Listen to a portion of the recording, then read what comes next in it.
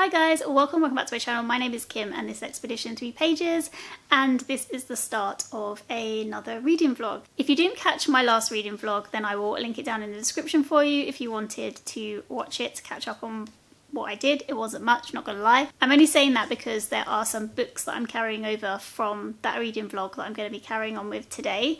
So I did give my first initial impressions of them in that video, but I will be hopefully finishing them this week and then giving you my final thoughts and things like that. Today is the 21st of October, it is Tuesday, and so I'm starting this reading vlog a little bit late because I would like to start it either on Sunday or Monday because that makes more sense, but things are delayed from last week, so yeah, we're starting on Tuesday this week. Hopefully we can catch up by the weekend, although I'm going to Peppa Pig World, so probably won't be able to catch up, not gonna lie. Anyway, books. I'm currently reading the Betrayals by Bridget, and I'm reading this as part of my bingo game to try and get a bingo in order to buy a book. I'm really holding off buying books until I get a bingo. This book is going to count for the very first box, so we'll see how it goes and when I finish it, because technically I wanted to finish it last week but got nowhere close. Absolutely nowhere close. I'm on page 144. So anyway, like I said, I did speak about this in last week's vlog, so I will paste that in the description if you wanted to go and check out how I am initially finding this book. I am enjoying it though, so far. In my bingo game, I am trying to just read physical books for that game. So I do have some audiobooks that I will be listening to in this vlog alongside that. The first one I'm listening to, I'm almost at the end of this, I'm 2 hours from the end at my listening speed, 1.5, and it's Cursed Daughters by Oyinkan Braithwaite, and this is a generational family saga story set in Nigeria, and it's really interesting. I'm at a point in this book, like 2 hours from the end, where interest has gone up, definitely, and I'm really intrigued about quite a few different things at this point. I will be hopefully finishing this very soon and getting back to you on my final thoughts, because yeah, really enjoying it at the moment. And then the audiobook that I will be going on to after Cursed Daughters is finished is The Pretender by Jo Harkin. This book I didn't talk about in last week's vlog, but I might wait until I get back into it before I give you a proper synopsis, just because it's been a few days since I listened to it, so I don't want to say something that's not quite right, if you know what I mean. But I am really enjoying this one so far. I really like the writing style, and I guess what I can say about this one at the moment is that it is an historical fiction. It's set in the 1400s and it's following a real life person that I personally don't know anything about.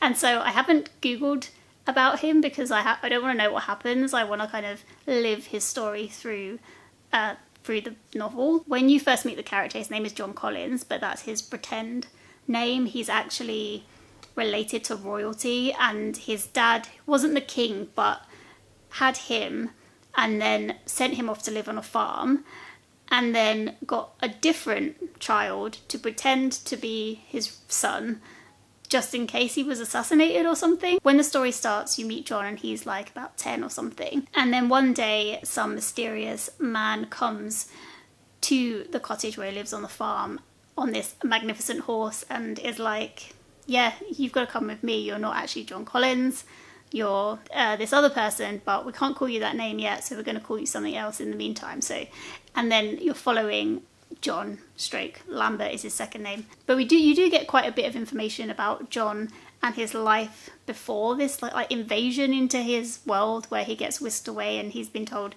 he's never going to see his family again and stuff. So yeah, it's pretty intense for like such a young person. I said I wasn't going to tell you anything about it. Well, I've told you about it now.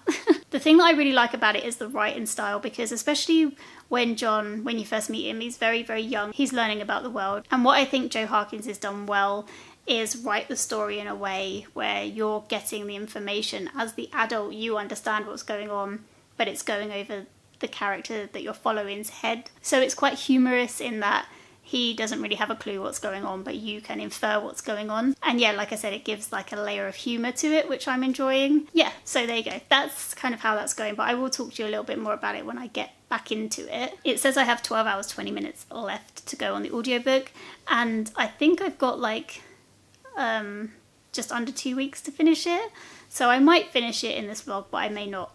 we'll see how it goes. So other than the books, I don't really have huge amount of plans for the week. Tonight I'm making a Thai red curry. My life is so exciting. And then at the weekend, like I said, I'm going to Peppa Pig World. Not just like me and Spencer, we're going with young people.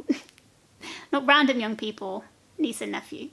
Yeah, so I'm looking forward to that because apparently it's supposed to be really good. So even though I know nothing about Peppa Pig, I've heard that Peppa Pig is quite rude and some parents take umbrage against her, but that's all I know about Peppa Pig. So yeah, I probably include some footage from that later on. I don't know how exciting that's going to be for anybody. Maybe there'll be a bookshop there and I can show you some Peppa Pig books. I don't know. But yeah, okay, I hope everyone is doing well and I'll catch you soon.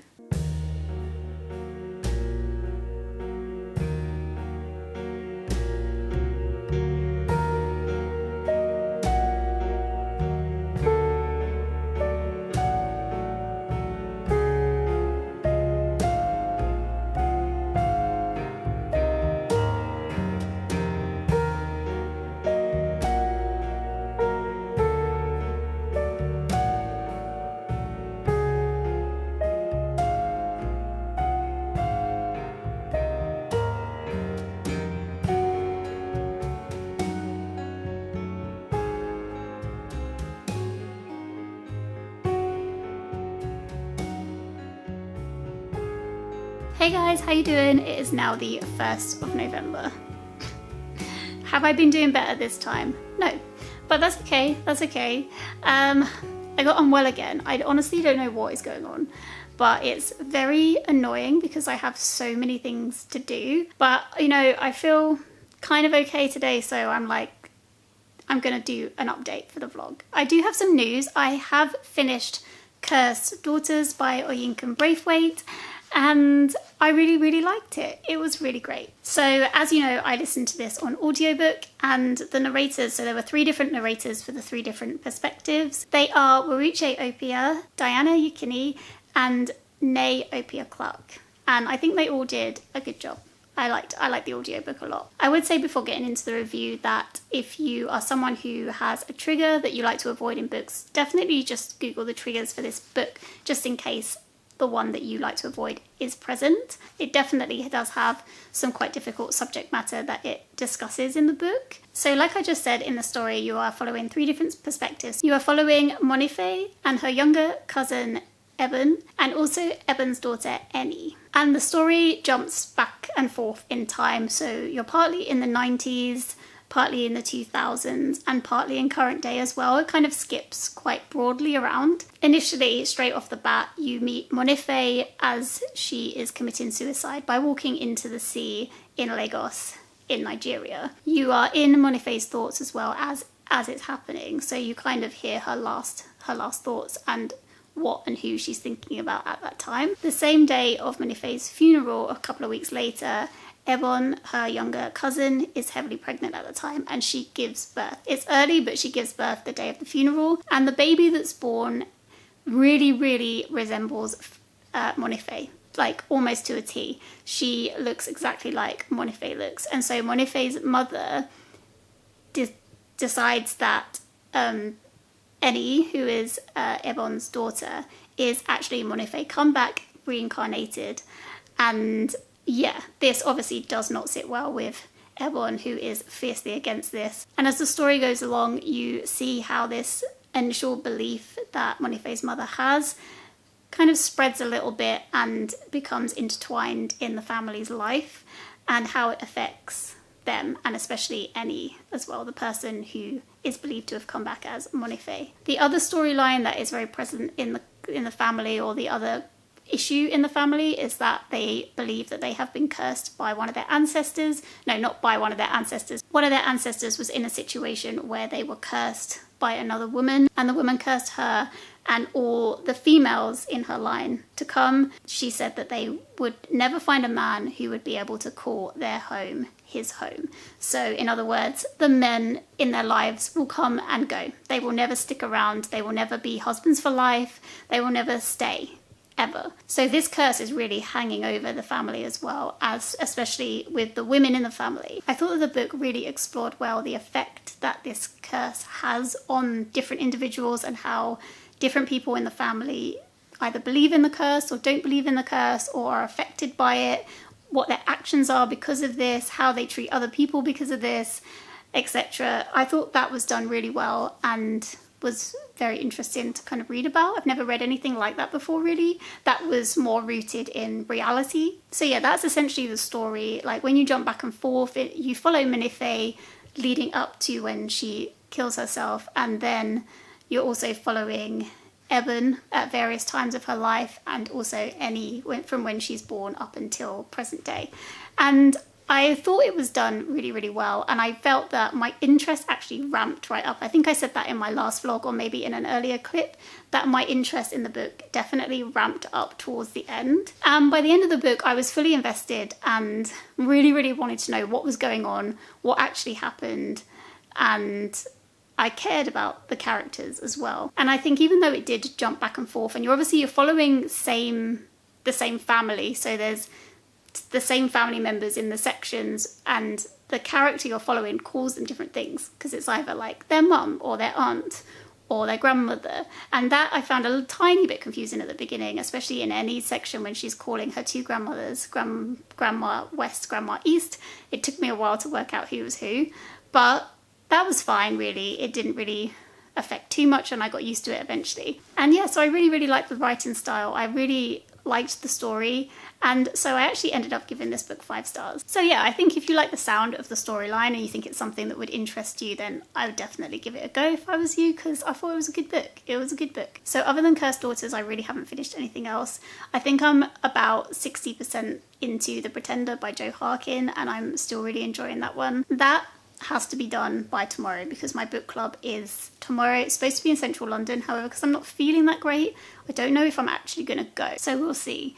But I definitely want to try and finish that, if not today then early tomorrow morning, so that if I do go, I'm all set. There is one other book that I need to read for the book club as well, and that is Death and the Penguin by Andrey Kurkov, which was my choice like 2 months ago and we couldn't meet, so I got this far from the end and I have this tiny bit left to read. So anyway, because it was delayed, I thought I would delay reading it until just before the book club.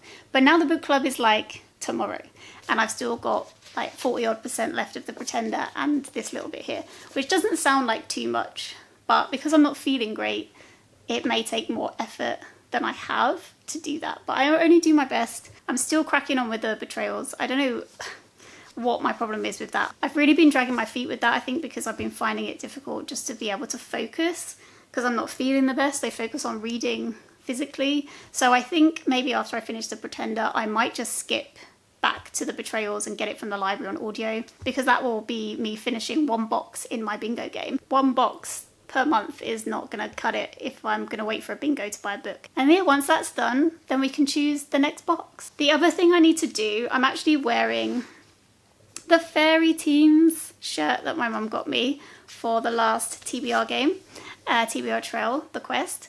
If you don't know what I'm talking about, I will link in the description down to what that is. It's basically a TBR game that I play every single month alongside everybody who wants to join in. And it was really, really fun, and I miss chatting to everyone every month because we finished that like a couple of months ago, I think. I'm putting it on to remind myself that I need to make the next game ready for January. So I need to really, really get on it and start. I have designed the board. I am changing the board again, and I have done a little design of a new one. So I need to crack on with actually making it. So yeah, okay, I'm gonna go now. This was actually quite a long check-in, and then I'm probably gonna let you know how I go with this book and The Pretender as well, and hopefully I can finish both and give you quick little reviews before the end of this vlog. Hey guys, so I have a lot of updates for you. First up, I finished The Pretender by Jo Harkin, so I'll just put a screenshot up here because I listened to it on audio. I probably already told you that in this vlog. This vlog has now turned into like a month-long thing.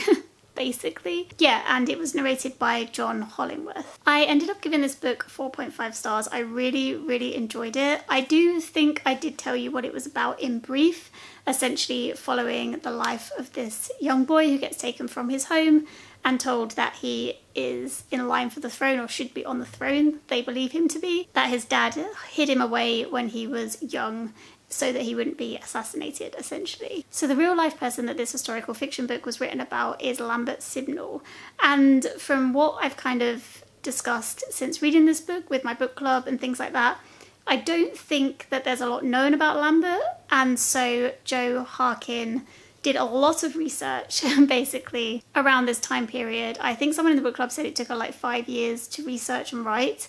And so yeah, I'm not too sure like what bits are true and what bits aren't, but it does sound like it's just, yeah, an imagining of what could have happened. The thing that I loved most about this book was the writing style. I thought that it was so cleverly written. It had a humour to it and a charm to it that made it really, really easy to listen to. Obviously, John Hollingworth was the narrator, so he did a very good job as well, but I found it so easy to listen to. There was quite a lot of swearing in it, which at first took me off guard because it didn't feel like it quite matched the tone of the book and the humour of the book. But I soon got used to that and just kind of accepted that that was the way that these characters spoke to each other. It was also written in a way where it read in a very kind of modernised way, which made it easier to listen to. But then Harkin also pulled some medieval terms, I assume that they're real medieval terms, I have just made that assumption, into modern day language, which kind of set the scene throughout. And whether or not that works for someone is the very individual thing. Like for me, I really liked it.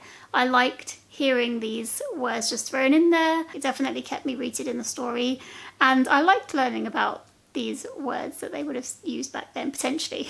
The main body of the story takes place in like the 1480s to the 1490s, I think, and it essentially just, yeah, follows Lambert's life as he goes through all these many different identities that he was given, because he was in hiding at first, so he was John Collins, and then it kind of goes on from there. I liked that he had like a very clear arc in his story, and you could really see how things that happened to him throughout his childhood really affected him as time went on and changed the way he maybe thought about things, how he justified things, etc.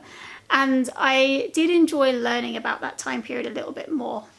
However, there was quite a lot of information given in this book, so there were sections of the book where it was very heavily like, this king did this person killed that person, this person is now the king, and this, like, it was a little bit Games of Thronesy in that regard. But I think basically because it's set just after the War of the Roses, I think, or like in the tail end of the War of the Roses, or maybe it was fully in the War of the Roses, I'm not actually sure because I don't really follow history that well.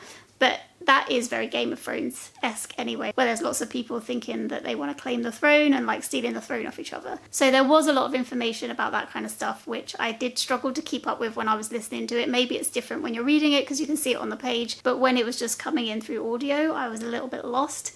But that didn't really worry me too much because I'm not too fussed about knowing the exact person and date that something happened to. You definitely got the vibe of what was going on, so it didn't matter too much about the detail, in my opinion. There were a lot of characters, so as he moves through his life, he just meets many different people, and I felt that the side characters were written well. Like, they had big personality, and you definitely knew who they were. Everybody felt different, and that was really good. However, because of how much time needed to kind of be got through in this like 400 odd page book, and it wasn't such a massive time scale, but a lot of time was covered, if you know what I mean. Does that make sense? A lot of different events were covered, so that kind of meant you couldn't really have side characters that were really nuanced. They kind of had their big personality, you knew who they were and what they stood for, but there wasn't much nuance to that. I do understand though, with the type of story that she was trying to tell, there wasn't really any time for that.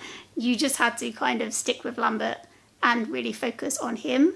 But yeah, anyway, I really liked it. I thought it was fantastically written, really entertaining, and yeah, it has a lot of good to it, so I would highly recommend giving it a go, especially the audiobook if you're into audiobooks. The other thing I wanted to mention was that within the story there were sections where there was like town gossip going on, Loved those sections. Absolutely loved it. Thought it was great. They were so entertaining and really, really helped set the scene as well. It was so good.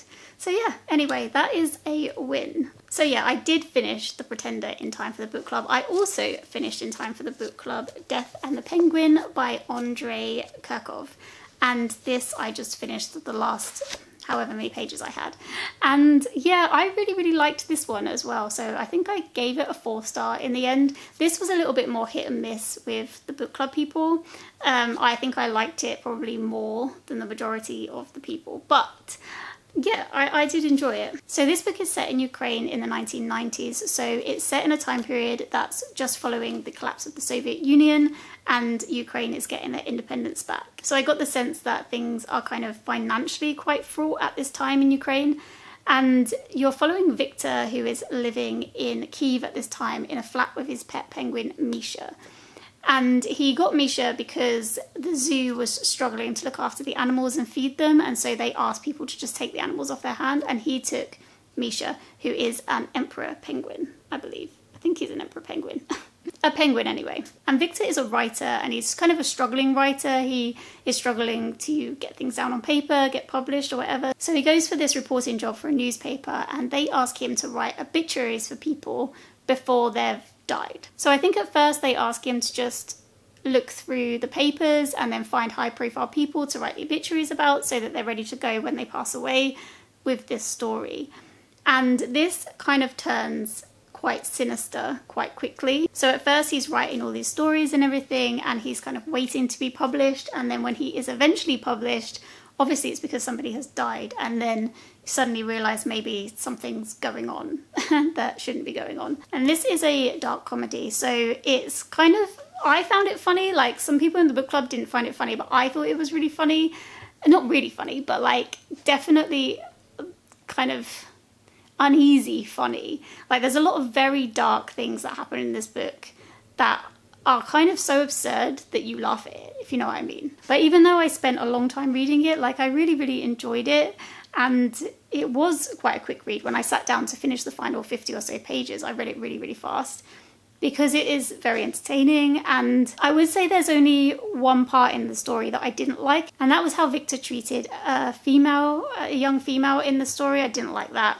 There was an uncomfortable scene that I didn't enjoy reading about, and I really wish that that hadn't been put in there, but it was. But yeah, this was just an absurd read and definitely made me kind of laugh at points because of how absurd it was. There is a sequel, however, I think it was released in 2005. This was written in the 90s, so there is a bit of a gap between the two, so I don't know what that's going to be like. I think it's called Penguin Lost or something, but based on how this book finished, I do really want to read that one for sure. I always planned on reading it anyway, but yeah, I really want to get to it now, especially. So yeah, I did enjoy this one. It was definitely bleak, but I thought it was a really, really unique story, and I really enjoyed reading it for the most part. Okay, and drum roll, bad drum roll, I also finished The Betrayals by Bridget Collins. Had to look at her name, even though, you know, it's not like I've been looking at this book for the last month trying to read it. So this book, unfortunately, I do have very mixed feelings about. In my last vlog, I did talk about the fact that I was really, really excited to read it, and I was really interested in what was going on and had a lot of intrigue. I liked the writing style, the atmosphere, and yeah, I was kind of hooked in and just wondering about what was going on and who everybody is. That definitely changed over time. I would say that the writing and the atmosphere stayed pretty consistent throughout, and I did like that part of the book. But the storyline, yeah.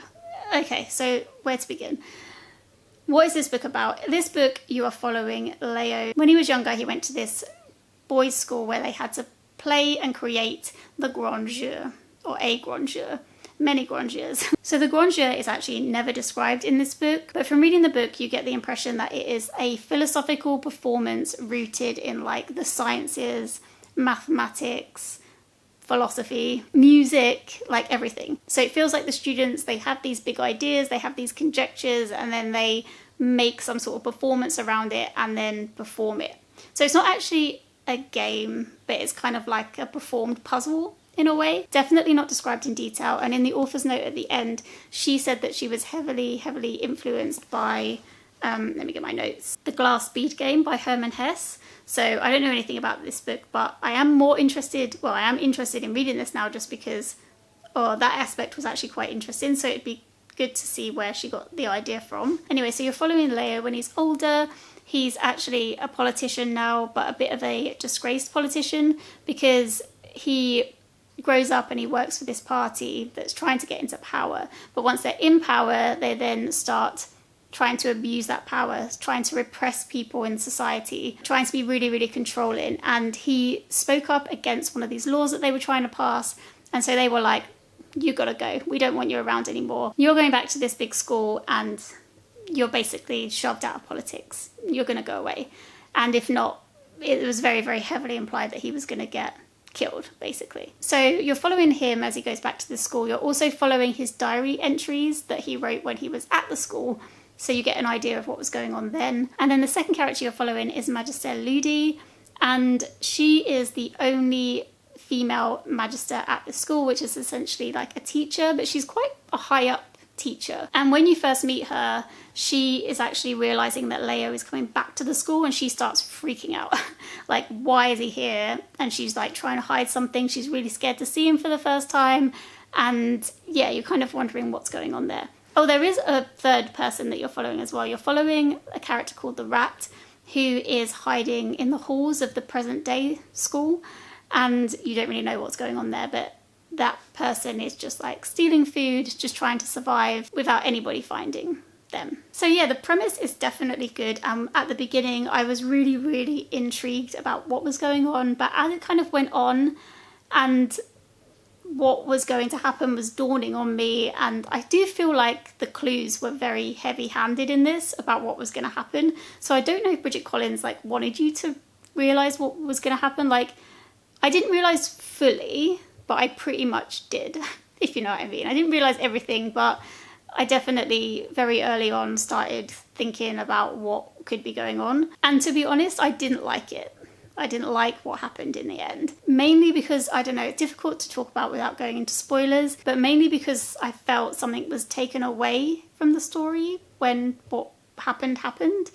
And yeah, obviously it's so difficult to talk about without spoilers, but for me it was a bit of a shame. And then the other thing was, like, as I've just kind of explained to you, there's this big political party that has taken power, and they're kind of cracking down on Christians, so they want all the Christians gone. And there's a little Christian boy in the present day school who is getting a lot of abuse from his fellow students. And so yeah, he's a character where you really see what this party is doing, like seeing that come into play and how it's actually affecting an individual. However, I felt it was kind of a shame because it was such like a rich kind of idea in a way where, you know, it's nothing new about these governments that do this kind of stuff. It's not a new idea, but I felt like it was like a great opportunity to discuss these things and actually see how it affects people in detail. And maybe I thought it was going to be more nuanced than it was, but it really kind of felt like these big ideas were there to drive the plot forward instead of actually being there to discuss in detail, which I do understand. Like, it's a mystery book, like not every book has to be deep and meaningful, but I felt it was a bit of a shame because it was set up like it was going to be that kind of a book, and then it wasn't. So it felt a bit misplaced, maybe, I don't know. And really the story focuses a lot on the relationships that happen in this book. So Leo's relationship with his school friends when he's at school, and then Leo's relationship with Magister Ludi when he comes back to the school.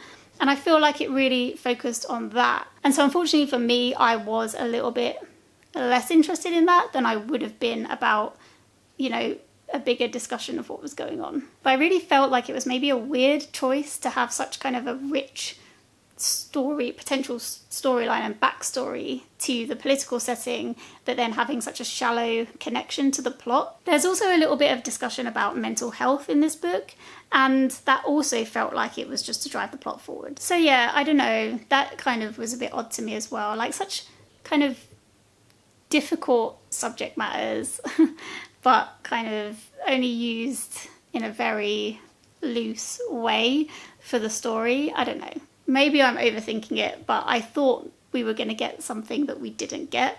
And so I was more disappointed in this book because of that. So yeah, my other thing about why I didn't really enjoy this book so much in the end is because I really don't like Leo. Like, I do not like him. At school, he's a bully. Like, older, he's selfish. Like, he's selfish a lot of the time in this, and I just didn't like him. I wasn't rooting for him in any kind of way.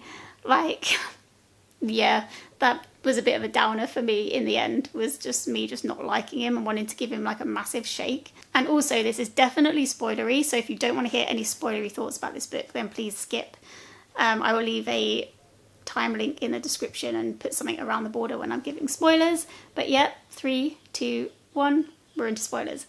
At the end of this book, right, or partway to the end, Simon, who's the Christian boy at the school, the police come to like pick him up and take him home. But they're going to take him, I don't know, to a concentration camp or something. That's kind of what's implied, or just to kill him. We don't know. Leo says to him, do not go in that police van, you gotta hide. So Simon's hiding in this place, and Leo's leaving food out for him throughout the kind of end of this book. But Simon's getting like really malnourished. He's just in a bad way. But Leo doesn't try and help in any other way.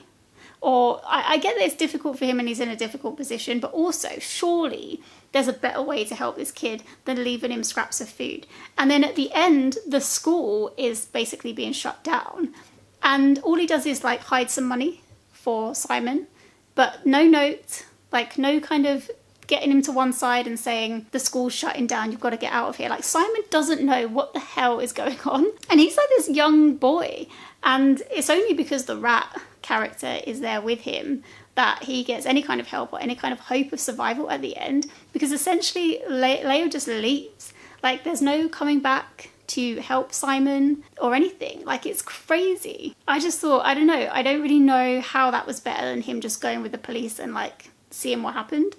Do you know what I mean? Like, you're basically starving him to death anyway, and then leaving him to death when the school shuts down. So like, what? And he's really lonely, he's got no one to talk to, like nothing. Like, I get that he was trying to do a good thing, but he could have just done so much better for Simon, so much better. And it's just lucky that that rat character was there at the end to actually help him out. But I mean, that was a child as well. So, you know, who knows if they survive, quite frankly. They're in the middle of nowhere in an abandoned school. So yeah, anyway, that just solidified my dislike for Leo, really. Okay, we're back to non-spoilery thoughts. So yeah, in the end, I think I'm going to give this a 3.5 stars because I did think the writing style and the atmosphere was good. It was just the whole plot that I didn't like. So yeah, well, I didn't like all of it, but there were definitely elements that I disliked. And I actually wish I'd read this for a book club so I could talk in detail about why I didn't like it. But I didn't, so I can't do that. If you've read The Betrayals, I'd love to know your thoughts in the comments. And yeah, obviously, just if you do any spoilers, if you don't mind doing the ellipses all the way down to just hide the spoilers in your comment. But yeah, I'd love to know your thoughts on this and see if anybody felt similarly to me or not. Okay, so with The Betrayals finally done and dusted, we can now move on to opening the second box. Hey guys, I'm finally here to do pour number 2 for this bingo game. We are now on the 10th of November, so nobody ever said I was a fast reader, you know? There's nothing speedy about this. Okay, so what I'm going to do is in this little bag here is the next number. So, well, are all the numbers. And I'm going to just pick one at random. What one feels good? This one. What number is this? Can you see that? I don't know if you can see that. Oh, that's just the blank side. Turn it around. That's why you can't see it. Oh, is that 24? 24. Okay, so number 24 is right here, which does not help me with this current box to get a bingo. It's not in the right line or diagonal or anything. Okay, so let's see what this prompt is. This prompt is, or it might not be a prompt actually, could be a lot of different things. Oh, it is a prompt though. Read a mystery. I don't know if I've got any mysteries. Right, read a mystery. And then let's pop number 24 back in this box, turn it around, and not really on our way for a bingo, but I'm going to try and find a very fast-paced mystery to read. Right, so as you saw, we got this box here, which was in number 24, and that was to read a mystery. Now, I put that prompt in here because I wanted to read The Betrayals, which I've already done based on the other prompt. And then I was looking at my shelf for ages and I was like, right, what is a mystery that I can read? And the mystery that I have chosen, to be honest, is the only mystery that I could see from looking at my shelves. It is Where the Crawdads Sing by Delia Owens. So I will discuss this book in my next vlog. I'm going to close this vlog up here now because I think it's long enough. It's been going on long enough. I'm looking forward to reading this. I have actually, spoiler, started this. I'm 25 pages in. And yeah, I won't go into any of my thoughts here. I'll talk about it next time. So yeah, thank you so much for watching, guys. I'd love to know your thoughts on any of the books that I finished in this vlog. I think it was quite successful. I think I gave like 4 reviews in this vlog, which is a lot. So yeah, love to know how you guys are doing, of course, and I hope everybody's doing well. And I'll speak to you soon in the next one, whenever that comes out. Take care, everyone. Bye.